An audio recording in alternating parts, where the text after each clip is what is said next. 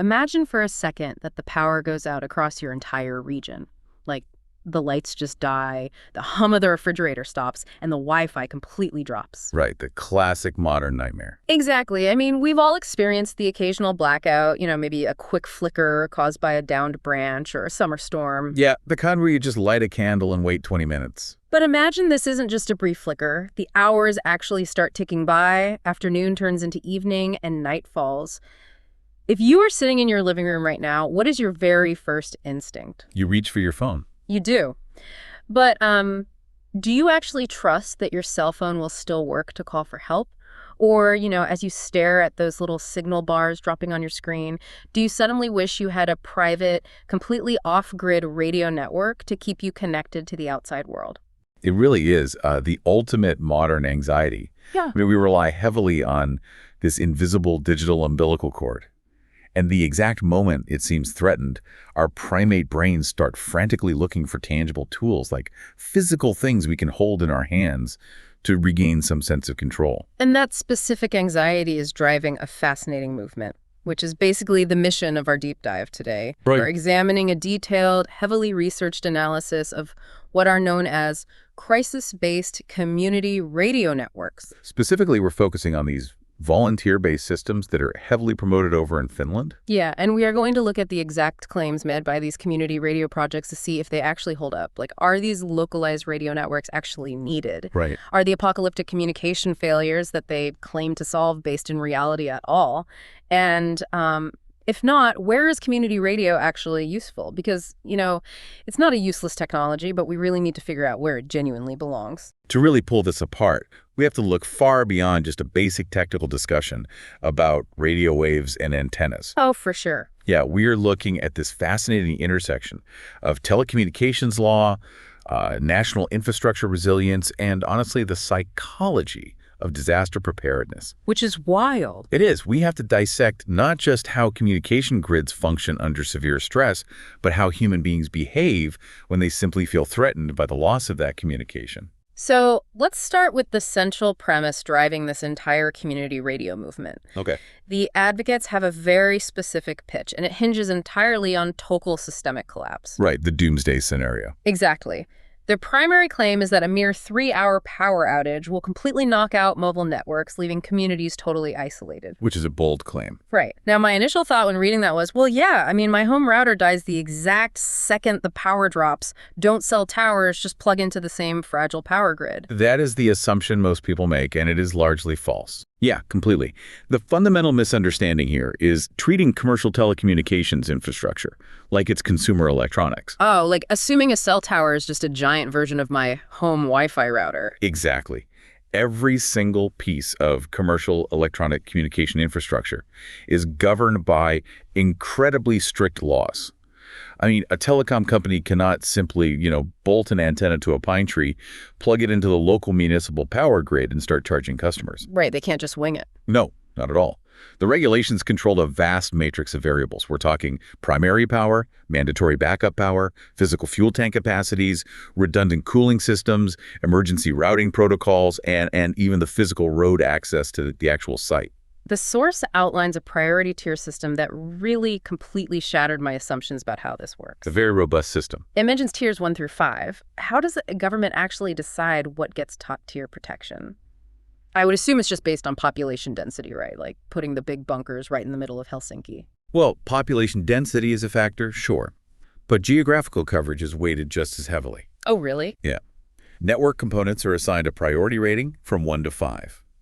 This ensures that backbone components serving a massive but sparsely populated geographical area, like the vast expanses of northern Finland, for example, aren't relegated to a low priority just because fewer people happen to live there. Oh, that makes sense. Right. So if a single tower acts as the crucial relay for hundreds of square miles of wilderness, it gets a high priority rating regardless of the local headcount. So let's talk about the backup power requirements for those different tiers. Because the community radio advocates claim 3 hours of darkness means total silence. What is the actual legal mandate for these towers? For base stations located in or immediately adjacent to cities, the law mandates they must keep running for a minimum of 2 hours on backup power. Okay, 2 hours. That actually seems a little light compared to the 3-hour doomsday claim. It does sound short on paper. Right, but I suppose in a major city, a localized grid failure is likely to be resolved much faster, or, you can physically walk a few blocks to emergency services. Precisely. The statistical recovery time in urban centers is very short. But as you move further away from those city centers into rural areas, which typically fall under priority tiers 3, 4, and 5, the requirements scale up dramatically. How drastically? Well, the minimum backup power requirement instantly rises to 3 hours across the board, Okay. but goes further than that. If a station is situated in an area that's deemed unreachable within 2 to 4 hours by maintenance crews, the requirement jumps to at least 6 hours of backup power. 6 hours? Wow. And for Tier 3 infrastructure in those rural areas, if the power supply isn't secured with a stationary hardwired generator, it must have a battery or an alternate power source capable of at least 12 hours of uninterrupted backup time. 12 hours. That is a massive leap from the 3-hour total collapse scenario they're pushing. It is. But what really blew my mind was reading the mandates for Tier 1 and Tier 2 infrastructure. I mean, this is the backbone of the network. Absolute core of the grid, yeah. Source details that these tiers must be backed up with stationary generators that engage automatically. And they are legally required to have a fill tank capacity and the actual physical fuel sitting inside of it sufficient to run the unit for at least one entire week. An entire week of off-grid runtime. I can't even wrap my head around that. It's massive. Yeah. And that week of runtime is buffered by a huge uninterruptible power supply, or UPS. Oh, like a battery backup for a computer. Like that, but on an industrial scale. See, a generator is a mechanical engine, Right. It doesn't just instantly output perfect voltage. The millisecond the electrical grid fails. Right. It has to physically turn on. Exactly. It has to crank, fire up, and spool up to its operating RPM, which can take several minutes to stabilize. So the UPS system, which is usually a massive bank of specialized accumulators, takes over the exact millisecond the grid drops. It bears the entire load of the communication node until the diesel generator has stabilized. So the network never experiences even a microsecond of power loss during that transition. That is wild, but honestly, it's the physical structures housing these systems that I find staggering. Oh, the concrete bunkers. Yes. When I picture a cell tower, I visualize a metal lattice standing out in a field somewhere with some white rectangular antennas on top and maybe a little chain link fence around a gray utility box at the bottom. Right, that's what we all see. But the law for Tier 1 infrastructure requires it to be located entirely underground. Yes. And if geological constraints force it above ground, it must be encased inside what the source calls an S1 class steel concrete structure. Yeah, and the S1 classification is not just some arbitrary telecom standard they made up. Those structural specifications are identical to the legal requirements for military and civilian bomb shelters in Finland. A bomb shelter. Literally. It has to have a roof and walls built of heavily reinforced concrete. It has to be engineered to withstand the total structural collapse of whatever building might be sitting directly above it. Absolutely no windows are allowed either. No windows, and if it sits in an area with any risk of flooding, it has to be equipped with its own redundant backed-up water pumps. Yep. We are talking about a literal military-grade doomsday bunker housing the official telecom network. It's serious infrastructure. So if the official digital network is housed in a windowless S1 class steel concrete bunker with a week's worth of diesel and backed up water pumps, why on earth do people believe a homemade community radio antenna held onto a villager's chimney with a couple of lag bolts is somehow going to outlast it? Well, the psychological allure of the visible over the invisible plays a huge part in that belief, which we will definitely explore later. Oh, definitely will. But technically speaking, the commercial infrastructure is fortified against external threats and natural disasters to a degree the general public rarely comprehends. Even for the majority of standard rural base stations, which usually fall into the Class 5 category, if they're in hard-to-access terrain, they still have that minimum 6 hours of guaranteed backup power. The source also mentions a software-side protection measure during an outage. I found this super interesting. Operators are legally allowed to prioritize LTE over GSM or vice versa to save power. How does that actually extend the life of the tower? It's a dynamic load-shedding strategy. Okay, what does that mean in practice? Well, when a tower switches to backup power, the telecom operator can dynamically throttle high bandwidth services. They can essentially dictate the clients in that specific sector are only allowed to send SMS texts and make standard voice calls. So no YouTube. Exactly, Yeah. effectively shutting off streaming video, heavy internet browsing, and high data voltage traffic. By stripping the massive data load down to just essential voice and text traffic, the physical radios on the tower use significantly less wattage. Oh, I see. And that reduced draw stretches a 12-hour battery bank into a much, much longer operational window. Although I should point out, the source does note a vulnerability with newer 5G networks, right? The minimum backup power requirement for 5G is currently only 15 minutes. That is the current vulnerability, yes. 15 minutes seems dangerously low. It is low, but there's a physical reason for it. 5G operates on much higher frequencies, which require a massive density of small cell antennas rather than a few giant macro towers. Right, they're like on every block. Exactly. Mandating 12 hours of heavy backup batteries for every single small cell node on every street lamp in a city would be physically and economically impossible right now. That makes sense. However, it's not a complete blackout scenario. During a power outage, your modern phone simply falls back to the heavily fortified 4G LTE or 3G and 2G networks, which completely retain those massive backup requirements we just talked about. Oh, so your phone just automatically switches over to the bunker towers. Precisely. Furthermore, if your home has a fixed network connection, like optical fiber, and you happen to have your own local power, like a small home generator or just a UPS for your router, your voice over IP calls will work flawlessly during a grid outage. Really? Yeah, because the physical fiber backbone is also heavily fortified with those same bunker-level redundancies. Okay, so the idea that a 3-hour blackout instantly plunges a community into the dark ages is heavily, heavily flawed. Very flawed. But the community radio advocates have a sort of subclaim. They argue that even if the commercial grid survives, VRVE won't work during an outage. VRVE. Yeah, and for our international listeners who might not know, VRVE is Finland's official TETRA network. It's the dedicated, highly secure communications grid used exclusively by authorities, police, fire, and emergency services. Right. So they're claiming even the cops won't be able to talk. Which is, frankly, completely contradicted by the actual infrastructure data. Well, VIVE base stations are equipped with fixed, robust backup power at all of their key sites. And beyond the static batteries, the state-owned company responsible for maintaining that network maintains a massive, dedicated fleet of mobile, truck-mounted generators. Like generators on wheels. Yes, they are specifically designed for rapid deployment during prolonged, anomalous power failures. So they literally just drive fresh power to the towers before the batteries die. Yes, that is standard operating procedure. The standard VIRVE stations have a 6-hour battery backup as a baseline. Okay. So if a major grid failure occurs, the network operates perfectly normally for 6 solid hours before they even need to roll out the mobile generators. The managing company has publicly and explicitly confirmed that planned 2-hour power outages have absolutely zero functional effect on their communication services. The system doesn't even blink. The source mentions a major transition happening in this space, too. Something about moving from the current TETRA system to something called VRV2. Does that change the resilience of the network? VRV2 is a really fascinating evolution in emergency communications. Instead of maintaining a completely separate physical network of specialized towers, VRV2 actually leverages commercial, prioritized mobile networks. Wait, so the emergency services just use regular cell towers? Yes, but with absolute priority. Now, as of the source's writing in March 2026, the ultimate real-world reliability is still being monitored because the transition is actively happening. Okay. But the logical implication is massive.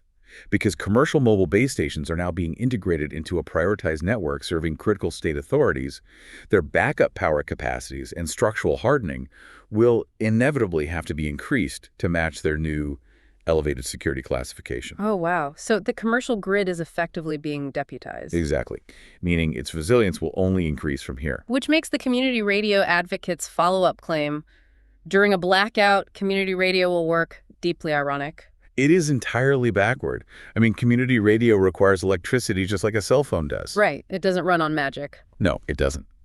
But unlike the commercial networks sitting in steel concrete bunkers with automated diesel generators, self-made communication networks have absolutely zero mandated backup power requirements. None at all. Zero. When the grid drops, Unless that specific volunteer has invested thousands of euros in their own solar array, massive battery banks, and personal generators, their radio is just dead. Yeah. And even if they do have a small battery, it will drain exponentially faster than the commercial infrastructure does. Okay, so the power argument completely, utterly falls apart. It does. But let's play devil's advocate for a minute. Let's pretend power is totally unlimited. Everyone has magic batteries. Okay, sure. Let's look purely at the community radio technology itself, because this takes us into the physical limitations of radio waves. This is where it gets very interesting. Yeah, because the advocates claim their village relay networks can communicate up to 120 kilometers away. Now, 120 kilometers of totally off-grid, independent communications sounds incredible. It sounds incredible because it relies on an extreme, absolute best-case scenario that borders on the theoretical. What do you mean by theoretical? Well, the systems they are promoting operate on the 66 to 88 megahertz band, specifically using 70 megahertz at 25-watt transmitters. Okay, numbers. Break that down for me. Can a 70 megahertz signal actually travel 120 kilometers? Under the laws of physics, yes. Okay. But it is by no means a routine operational standard. It reminds me of buying a new car, where the commercial boasts up to 80 miles to the gallon, or an internet service provider promising speeds up to 1 gigabit. Right, the fine print. Exactly. Yes, if I drive downhill in a vacuum, or if I'm the literal only person on the internet at 4 a.m. on a Tuesday, I might see those numbers, but it doesn't mean I'll ever get that performance in real life, in traffic. That analogy perfectly captures the marketing distortion here. To actually achieve 120 kilometers of range on a 70 megahertz band, you need a flawless alignment of physical conditions. Excellent. You need highly elevated transmission sites on both ends of the call. You need completely clear line of sight over the curvature of the Earth. You need perfectly tuned directional antennas and incredibly favorable atmospheric phenomena. Wait, atmospheric phenomena, how does the weather push a radio wave further? You are heavily relying on phenomena like troposcatter or ground wave propagation. Okay, what is troposcatter? Troposcatter occurs when a radio signal is beamed toward the horizon and literally bounces off the moisture, dust, and temperature inversions high up in the troposphere. Oh, like skipping a stone across a pond. Very much like that. Okay. It scatters a fraction of the signal back down to Earth miles beyond the visual horizon. And ground wave propagation is when lower frequencies physically hug the curvature of the Earth. Okay. But these are highly, highly variable. They change with the weather, the local temperature, and even solar activity. You cannot build a reliable emergency network on the hope that the troposphere will be cooperative on the specific day a crisis hits. And we can't forget the physical geography of where we are talking about. Finland is famous for its dense, seemingly endless forests. Which is the absolute enemy of this specific frequency band. Really? Why? The 66 to 88 megahertz band shares propagation characteristics with both VHF and UHF waves. When an electromagnetic wave in this exact frequency range hits dense foliage, it doesn't just pass cleanly through.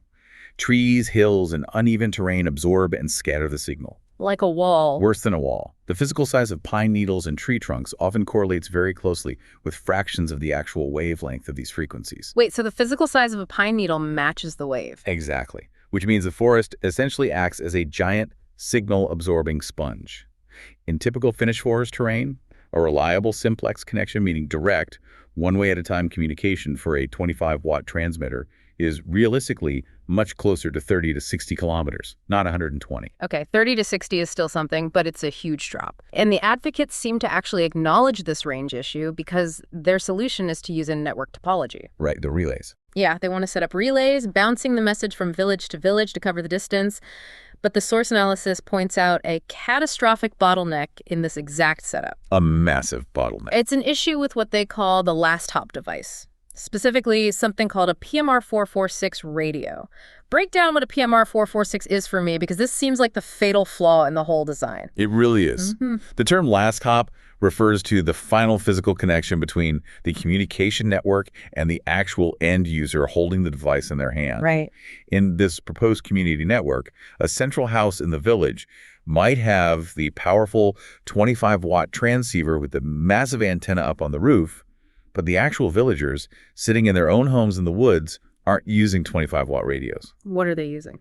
They're using PMR446 radios to talk to that main house. And what exactly is a PMR446? It's essentially just a consumer-grade walkie-talkie. Like the kind you buy at a sporting goods store. Exactly. It operates in the 446 megahertz range, and by federal law across Europe, PMR 446 devices are strictly limited to a maximum power output of zero point 0.5 watts, Or at 5 watts. half of a single watt. They're typically used for basic communications within the same building, like staff at a grocery store, or for direct line-of-sight outdoor activities, like a family hiking on the exact same trail. Half a watt, compared to the 25 watts of the main relay on the roof. How far can a 0.5 watt signal actually push through a dense Finnish forest? The effective range varies from maybe a few hundred meters to maybe a few kilometers if you were standing on a steep hill with absolutely no trees in the way.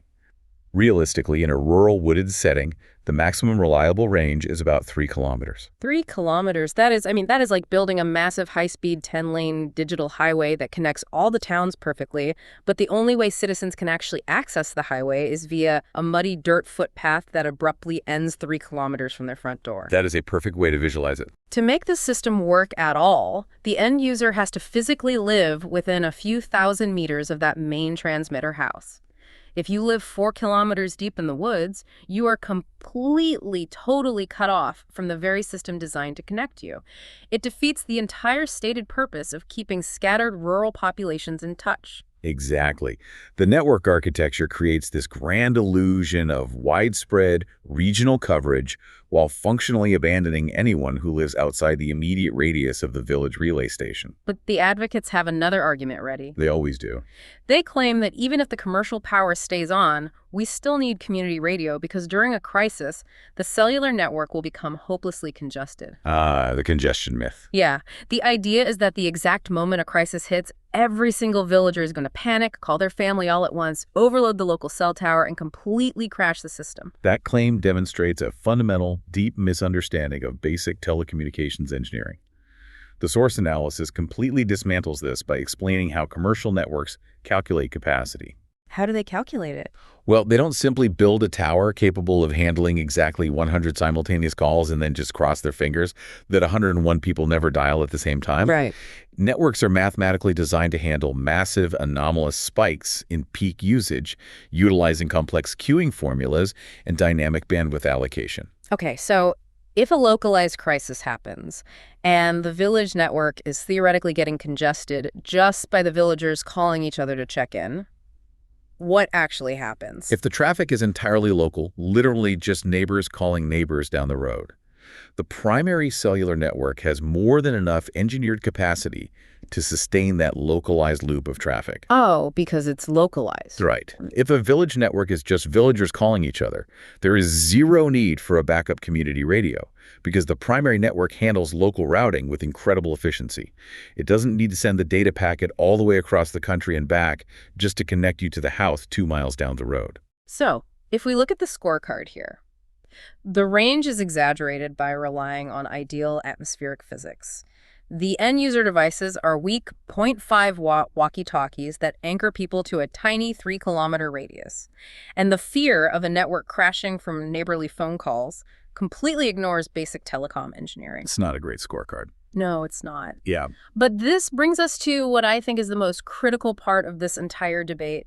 What happens when you aren't just calling your neighbor to ask if their lights are out? Right, the real emergencies. Yeah. What happens when a tree falls on a house or someone has a severe heart attack in the dark? What happens when you desperately need to call the authorities? This is where the analysis strongly shifts from theoretical physics to literal life and death systems. The source goes deep into the mechanics of the 112 emergency system. And just for our international listeners, 112 is the universal emergency number across the entire European Union, functioning exactly like 911 in North America or 1000 in Australia. How does dialing 112 actually work under the hood? Because the source outlines a mechanism here that is, frankly, brilliant. It is brilliant. The 112 infrastructure is a mandatory, fiercely protected protocol across the entire European Union.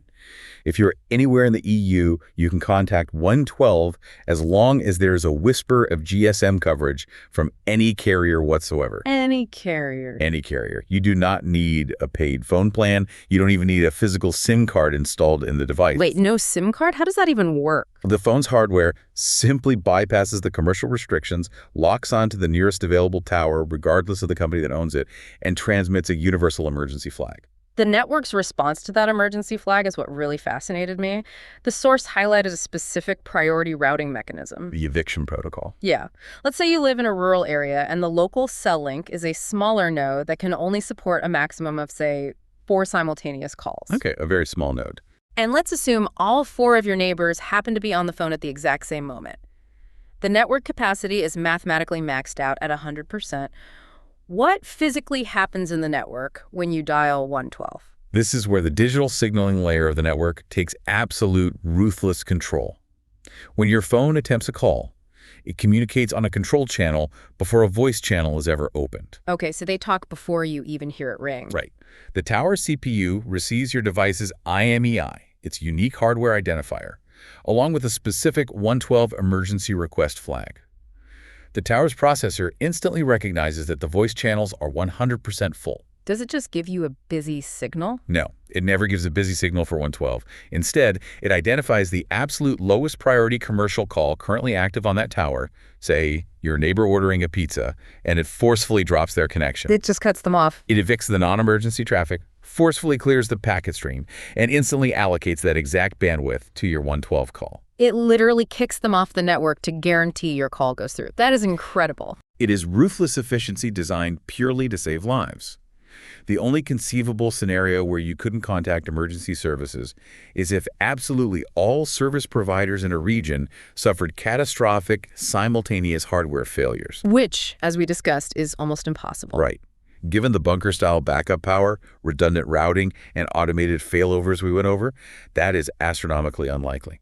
Furthermore, if a total regional failure of that magnitude did somehow occur, the grid operators and authorities would already be receiving massive automated alarms regarding the outage. So they already know. Yes, they wouldn't need a citizen calling to tell them the grid was down. Their screens in the dispatch center would already be flashing red. And cellular towers aren't the only way to reach 112. Yes. The 112 protocol operates seamlessly over VoWi-Fi, voice over Wi-Fi. Yeah, so if the cellular network somehow vanished entirely, but your home fiber optic internet connection was still live and your Wi-Fi router was on a small battery backup, your phone just automatically routes the 112 call straight through the internet backbone directly to emergency dispatch. The source also touches on satellite-to-phone emergency systems, things like Starlink or the newer satellite SOS features that are built into modern smartphones. Yeah, the analysis notes that as of March 2026, seamless 112 integration over broad commercial satellite-to-phone networks like Starlink is still unconfirmed in Finland. Okay. But dedicated satellite SOS features on specific smartphones definitely do exist, though widespread universal satellite-to-phone emergency integration is still evolving. Regardless, the existing terrestrial cellular and fiber options are so deeply, deeply redundant that satellite is merely a tertiary backup to an already over-engineered system. Okay, so here's my major pushback based on the source text. Go for it. The community radio advocates constantly, repeatedly claim that during a crisis, individuals simply won't be able to contact the authorities. Their entire pitch is that they want their volunteer radio network to serve as the bridge. Right, they want to be the middleman. Exactly. They want to be the ones receiving distress calls from villagers on walkie-talkies and manually relaying those messages to emergency services. But the source states that Finnish authorities have explicitly and firmly decided not to connect to this community radio network. Yes, they have flatly refused. They refuse to integrate it. Why? Why would a government turn away a totally free, citizen-run backup network? Because integrating an unvetted, completely unregulated hobbyist network introduces immense, unmitigated risks into a life-or-death operational chain. Risks like what? Well, a functional, reliable emergency network requires rigorous standardization. Let's just look at the single points of failure the source identifies in the community radio model. Right. Unlike a commercial tower with a week of diesel, redundant cooling, and automated failovers, the community radio relies on a single volunteer sitting in their living room. Exactly. The base station in a village is a critical, glaring single point of failure. The government imposes absolutely zero mandatory backup power requirements on that specific volunteer's house. Right. There is zero mandatory maintenance or hardware auditing, and most crucially, there is absolutely zero mandatory training for the operator. Wow. The entire connection to the outside world for that whole village relies on one specific person operating one specific mid-range transceiver. If that volunteer gets sick or falls asleep or leaves town for the weekend, or if their portable generator just runs out of gas, Yeah. the entire local network goes totally dark. Just gone. Emergency services cannot build a robust operational response plan around a network that might go offline simply because, Bob needed a nap. I hadn't even thought about the human element of fatigue. That makes Right. total sense. But there is also a massive technical security risk, right? A huge one. The community radio network operates on unencrypted simplex FM frequencies. Meaning anyone with a $30 radio scanner they bought off the internet can just listen in. Anyone. It's completely open airwaves. Yeah. The source explicitly highlights the massive risk of eavesdropping and the man-in-the-middle vulnerability. Okay, unpack that. Why is eavesdropping so dangerous in a crisis? Well, if this community radio network is used to broadcast sensitive information during a crisis, things like medical emergencies, supply locations, the movement of authorities, that information is completely naked in the airwaves. In a true crisis scenario, bad actors can exploit leaked operational info. Oh, like where the supplies are. Exactly. And even if the information seems mundane to the general public, aggregated data about resource shortages or authority response times is highly sensitive. That is terrifying. Furthermore, because these are unencrypted analog channels, they are incredibly susceptible to basic jamming. Anyone with cheap, freely available transmission gear can just step on the signal, intentionally causing a localized denial of service and plunging the entire network into chaos. The source makes another fascinating logistical point about why authorities won't touch this. Even if the government decided to somehow monitor community radio, the structural changes required at dispatch centers would be absurd. Oh, it would be a logistical nightmare. Because someone at the emergency center would have to physically sit there, wearing headphones, monitoring endless hours of uncoordinated, unencrypted radio chatter. Right, just sifting through the noise. They'd have to filter out neighborhood gossip, people complaining about the weather, and false alarms, just hoping to manually extract a single relevant piece of information. The source bluntly states that the utility of this data is so low that it cannot possibly justify allocating a highly trained staff member to monitor it. It's purely an issue of signal-to-noise ratio. Authorities already have robust, instantaneous ways to communicate relevant information to the masses via official FM broadcast channels. Any information trickling back up through a community radio network would likely be a delayed, garbled, secondhand echo of what the authorities were already managing. There is one more nail in the coffin for the authority connection, and it involves national geography. This detail really stuck out to me as a definitive, unarguable deal breaker. You were referring to the border transmission restrictions. Yes. The source points out that 5 of the specific channels allocated for consumer community radio use are legally prohibited from being used within 10 kilometers of any Finnish state border. And it gets much stricter than that. It does. If a user mounts their antenna higher than 5 meters above the ground, which, as we discussed, is essentially required to get any kind of decent range over the forest trees, that restriction expands drastically. They cannot legally transmit on those channels within 40 kilometers of a state border. 40 kilometers. That's huge. It is. When you map that restriction onto the geography of Finland, it eliminates a massive swath of the country.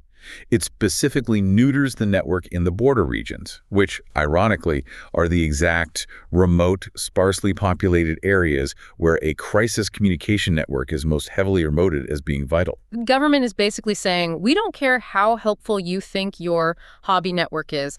National security and border communication regulations trump your desire to play radio operator. National security regulations are completely uncompromising.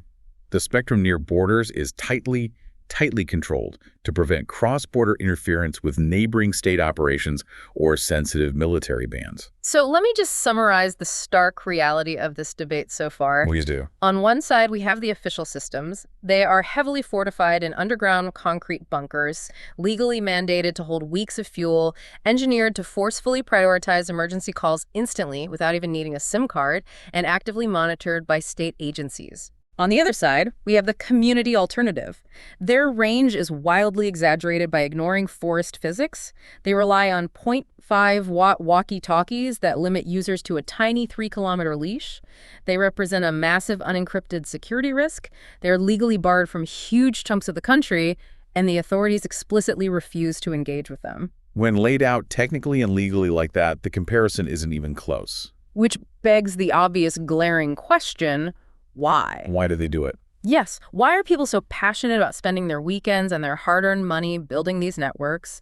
If the math, the physics, and the law so clearly demonstrate that the system is inferior, what is actually driving this movement? This brings us to what I personally believe is the most fascinating part of this entire analysis, the psychology of false safety. This is where we step away from the hardware, the frequencies, and the concrete bunkers and dive straight into human behavior. The source analysis wisely recognizes that this isn't just an engineering problem. It's a deeply ingrained psychological phenomenon.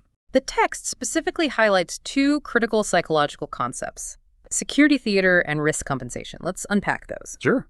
I've heard the term security theater thrown around a lot, usually when I'm, taking my shoes off at the airport. How does the source actually define it in this context? Security theater is essentially the practice of implementing security measures that are highly visible and provide the strong feeling of improved security while functionally doing very little to mitigate the actual threat. Right. The term did indeed gain massive prominence, analyzing post-9/11 airport protocols, measures that made passengers feel safe because they visually saw action being taken, even if covert security audits proved the measures were easily bypassed. So it's about the illusion of safety. Exactly. Now, security theater isn't inherently evil. It can actually have a positive psychological effect by calming public anxiety during incredibly stressful times. But the danger, especially in disaster preparedness, is that this false sense of security leads to deeply reduced vigilance and an increased vulnerability to actual real-world threats. The analysis gives a brilliant, highly specific example of how this plays out with community radio. They describe what they call the Sunday afternoon antenna. It's a perfect example. Imagine a villager who decides they want to take preparedness seriously. They spend a crisp, sunny Sunday afternoon participating in a local community radio training day. Okay. They buy all the gear, they climb up on a tall ladder, they proudly bolt a shiny new antenna to the side of their house, run the coax cable inside, key the microphone, and successfully test the equipment by chatting with their neighbor 2 kilometers away. Sounds productive. At the end of the day, that person experiences a very powerful, very legitimate psychological reward. They feel a deep sense of agency. They took physical, highly visible action to protect their family. But the confidence they feel is actually a liability. It is highly dangerous, and that danger is explained by the second psychological concept, risk compensation. What is risk compensation? This theory describes how human beings subconsciously adjust their behavior based on their perceived level of safety. Okay, give me an example of that. The classic sociological example is the introduction of anti-lock brakes or mandatory seatbelt laws in cars. Data showed that in some instances, people actually drove much faster and more aggressively because they internally compensated for the new safety features. Oh, because they felt invincible. Exactly. They felt safer, so they took more risks. In our context, becoming aware that steps have been taken to mitigate a risk lessens the degree to which a person perceives the environment as genuinely threatening. To make sure I'm really wrapping my head around this, by participating in this hobby radio network, by physically bolting that antenna to their roof, they are actually displacing the very behaviors that would save their lives in a real crisis. That is the core, terrifying danger. Yeah. Every safety precaution you take acts as a form of internal communication to yourself. It tells your brain, you are safer now, the problem is handled. This subconsciously implies that alternative, perhaps more boring precautions are superfluous. The villager thinks, I have my big roof antenna, I have my walkie-talkie. I don't need to worry about the official systems anymore. But the alternative precaution they are completely ignoring in favor of their hobby network is the one that actually works. So what are the actual behaviors they are displacing? Like, what should they be doing instead of playing with the PMR 446 in the woods? The source outlines exactly what the law, civil defense authorities, and extensive disaster preparedness research recommend. Okay, what's the list? Instead of building uncoordinated, unencrypted networks, citizens should focus heavily on understanding the resilient systems that already exist. They should educate their families on exactly how the 112 system functions, teaching them that it works without a SIM card and over Wi-Fi. Right, things that actually matter. Exactly. They should internalize the fact that mobile networks have mandatory hardened backup power, preventing instant panic when the lights first go out. And most importantly, above absolutely all else, they should simply buy a reliable, battery-powered FM radio. A standard FM radio, not to broadcast, just to listen. Just to listen. This ties back to Yale, the Finnish broadcasting company. Yeah, I read about this. Yes. In Finland, during a state of emergency, individuals are explicitly instructed by the government to listen to FM broadcasts from Yale. By federal law, YILE is strictly mandated to relay official authority announcements, mass evacuation orders, and acute danger alerts. So they aren't just playing music. No, broadcasters in Finland aren't just entertainment entities. They have an entire massive chapter of federal law dedicated to their crisis preparedness. Right. They have to submit highly detailed, rigorous preparedness plans to the government, specifically to an agency called Traficom, and report any infrastructure changes instantly. The terrestrial broadcast network, which is maintained by a specialized company called Digita, is phenomenally robust. It covers almost the entire geographical landmass of the country, minus a few extreme, completely uninhabited wilderness areas in Lapland. So the risk compensation theory suggests that by hyper-focusing on their homemade community radio, they might literally miss the official broadcast that tells them exactly where the clean water is or what roads are safe to drive on. The source refers to this specific cognitive trap as the all-solving solution. The all-solving solution. Right. If individuals mistakenly believe their localized community radio completely replaces critical communications, they might only monitor that one specific hobby channel. They isolate themselves in a tiny silo of neighborhood chatter. Oh, that's so dangerous. It is. And when the authorities finally broadcast life-saving instructions on the official hardened FM channels, the community radio user misses it completely, because they were too busy listening to their neighbor speculate on a 0.5-watt walkie-talkie. The text cites some research on this that blew my mind regarding how training actually affects our perception of risk. The research on advanced safety courses is incredibly revealing.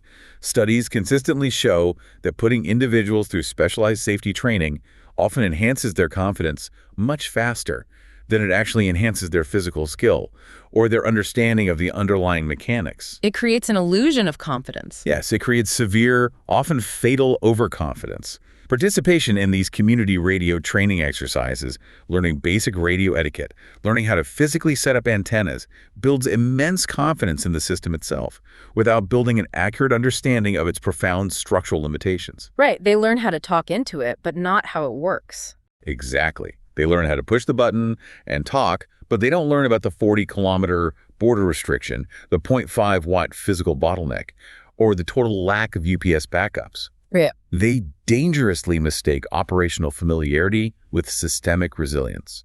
This paints a remarkably, incredibly bleak picture of the community radio movement. I mean, if we follow the analysis, it is technically inferior to the point of being a severe security risk, legally barred from the most vulnerable border regions, and psychologically dangerous because it breeds security theater that actively displaces actual survival behaviors. Harsh assessment. Given all of that, is community radio completely, totally useless? Like, should the government just ban the sale of these radios entirely? No, absolutely not. And it's crucial to point out that the source analysis is remarkably fair about this. It is. It doesn't demonize the technology itself. It demonizes the misapplication of the technology. Yeah. This brings us to the final, most nuanced point of the whole deep dive, the real value of community radio. Where does it actually belong in our society? The source does a really great job of untangling the mess by separating the issue into two highly distinct problems that people are trying to solve. Right, let's look at those. Problem one is contacting authorities during a crisis. And I think we have proven definitively, through telecom law, infrastructure realities, and strict government policy, that community radio should absolutely not be used for that. No. The authorities don't want it, the 112 protocol is vastly superior, and the logistics of proxying life or death messages through unvetted volunteers is a complete nightmare. That is settled science at this point. Mm-hmm. But problem two is entirely different. Individuals simply wanting to contact each other if the commercial network or the internet goes down for an extended period. And this is where we finally find the real legitimate value. Absolutely. Community radio is not inherently useless. When framed correctly, it is a fantastic, legitimate hobby. It has tremendous local value, much in the exact same way that amateur ham radio has had for over a century. Right, it's a community thing. Yes. It builds camaraderie, it teaches people basic electronics and wave propagation, and it fosters strong community ties in what is often a highly digital, deeply isolating age. The source provides a brilliant, super mundane example of where this shines. The storm example. Yeah. If a localized storm knocks out a cell tower for a few days, or if a major service like Facebook or WhatsApp goes completely offline due to some random server error, and you just want to check if your neighbors are okay or see if someone down the road has some extra firewood, Community radio is a wonderful, highly effective tool for that. It is perfectly suited for localized, peer-to-peer, non-critical communication. The issue, the danger, is never the physical radio itself. A 70 MHz transceiver is just a tool like a hammer. So what is the final, ultimate verdict we should take away from this analysis? The core thesis of the source material boils down to this. The true danger arises from the massive, gaping chasm between what users believe the system can do in a state of emergency and what it actually can do. When community radio is proposed, aggressively marketed, and adopted as an all-solving backup solution for official networks, it crosses the line from a harmless, community-building hobby into a genuine public safety risk. We already possess incredibly robust methods for communicating during a severe state of emergency. And we don't need to invent new ones. Exactly.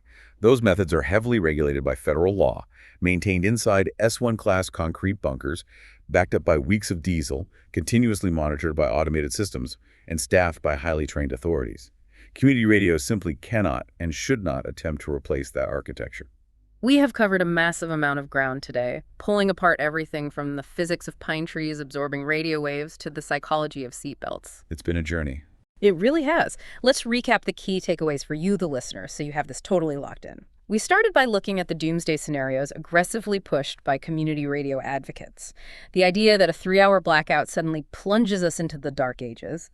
But we discovered the hidden, literally military-grade strength of our official telecom networks. Right. We learned about the strict tiers of priority, the massive uninterruptible power supplies, the automated generators holding weeks of fuel, and the structural requirements mirroring bomb shelters, complete with backed-up water pumps. We then pivoted to analyze the physical limitations of the volunteer radios themselves. We dismantled the heavily exaggerated claims of 120-kilometer ranges, explaining how atmospheric phenomena and dense forest terrain severely limit the 70 MHz band. And the walkie-talkies. Right. We exposed the severe bottleneck of the PMR 446 radios, those 0.5-watt walkie-talkies that functionally anchor end users to a tiny 3-kilometer radius around a main transmitter. Then, we explored how the EU's 112 emergency system functions as a digital master key.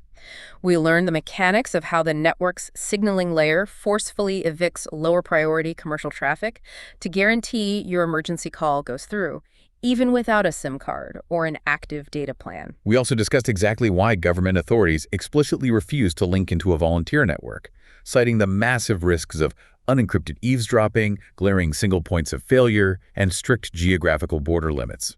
And perhaps most significantly, we explored the psychological trap of security theater. We discussed how installing an antenna on a Sunday afternoon triggers risk compensation, creating a false sense of safety that actually displaces vital, real-world survival behaviors, like keeping a simple, battery-powered FM radio tuned to official YIL broadcasts. But importantly, we also validated the real worth of community radio as a brilliant hobby for checking in on your neighbors when the internet goes down, so long as we never confuse a neighborhood hobby with critical national infrastructure. The overarching lesson here is really about deeply understanding the systems we rely on, rather than assuming they're fragile just because we don't personally see the massive heavy machinery keeping them alive. That's beautifully said. Which leaves me with a final thought I want you to mull over. We started this deep dive by imagining the power going out, sitting in the dark, and feeling that sudden, acute pang of isolation. Right. In our modern digital age, our official safety nets are largely invisible to us. They are hidden away in underground concrete bunkers beneath the city. They are floating in complex, encrypted digital priorities we can't physically see, and they are managed by distant, bureaucratic regulations we never read. They are entirely out of sight and therefore entirely out of mind until the exact moment we desperately need them. Exactly. So here is the question I want to leave you with. Does our modern obsession with building physical, localized community radios, like climbing up on our roofs, physically turning analog dials, holding a plastic walkie-talkie in our hands, does it stem from a deep, primal need to simply be able to touch and see the things that are supposed to keep us safe? It's a very human urge. It is. Even if science, federal law, and telecommunications engineering explicitly tell us that the invisible digital net is infinitely stronger, does human nature just always want to hold the rope? That is a phenomenal way to frame the entire debate. The relentless desire for tangible control in an increasingly intangible world. Thanks for joining us on this deep dive. Keep questioning the systems around you, keep looking for the mechanisms behind the magic, and we'll see you next time.